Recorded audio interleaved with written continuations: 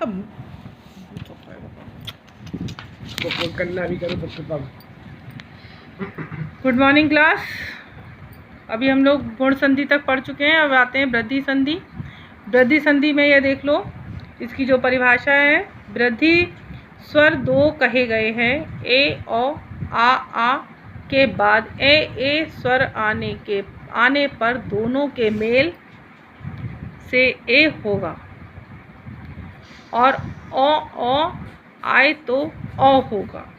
जैसे कि ये दो जो शब्द हैं, ए और आ और ए होगा तो ये ए हो जाएगा, ठीक। आ ए होगा तो ये ए हो जाएगा।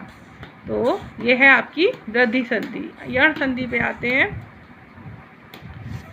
जब ह्रस्व या दीर्घ स्वर, दीर्घ आ ई या री के बाद कोई स्वर अन्य स्वर आ जाए तो उसके मेल से क्रमशः उसके स्थान पर या वा और रा हो जाता है।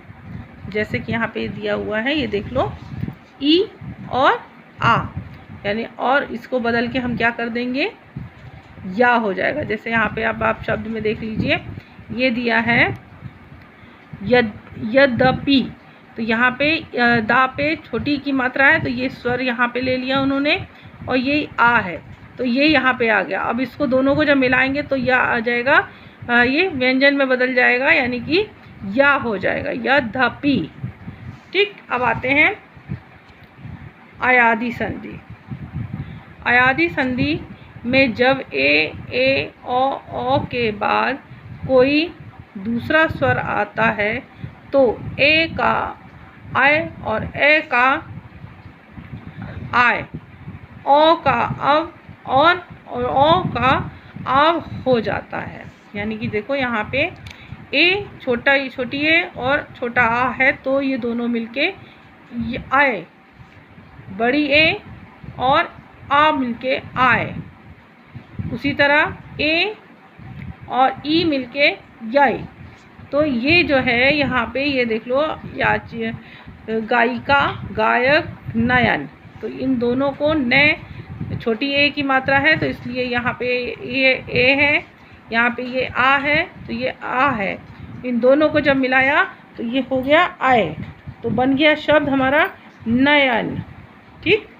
ये हमारा जो था, ये स्वर संधि हमारी ख़त्म हुई है यहाँ पे।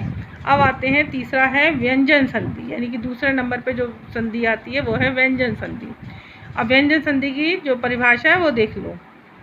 एक व्यंजन के मेल दूसरे व्यंजन या स्वर से होने पर जो विकार उत्पन्न होता है वह व्यंजन संधि कहलाता है। यानी कि जो जब स्वर व्यंजन का व्यंजन से या व्यंजन का स्वर से जो मेल होगा, जब तो जो विकार यानी कि जो शब्द उत्पन्न होगा वहाँ पे उसको व्यंजन संधि कहते हैं।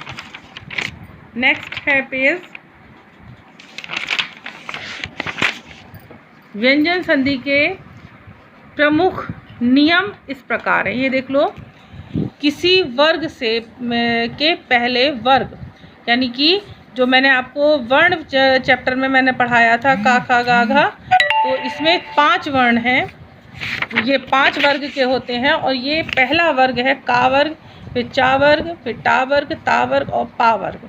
ये 5 वर्ग हैं, जिसको अगर आप अगर अपनी भाषा में कहें, इंग्लिश में बोले तो इनको आप ये भी बोल सकते हो, ये हेड ऑफ द फैमिली है। यानी कि इनके पीछे जो ये लगे हैं ये सभी इनकी फैमिली मेम्बर्स हैं, है ना।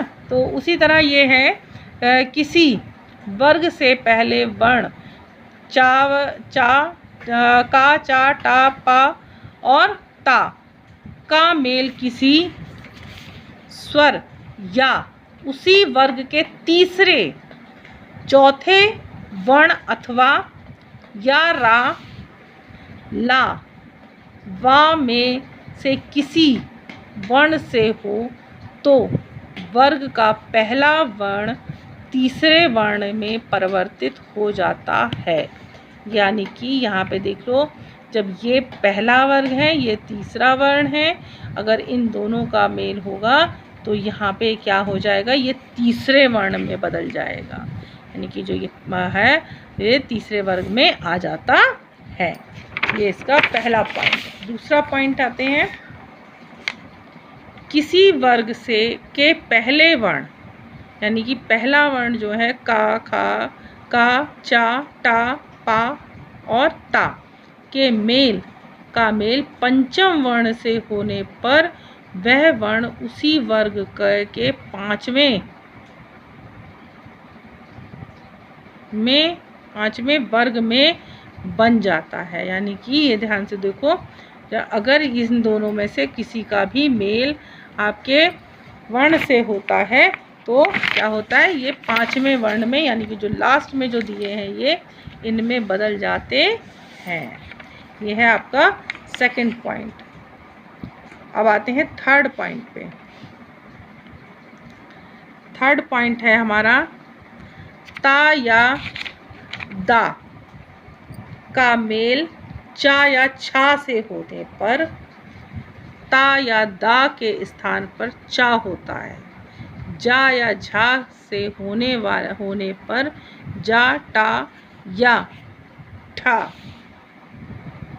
से होने पर टा, ड और ड से होने पर ड, तो और त ना से होने पर ला होता है।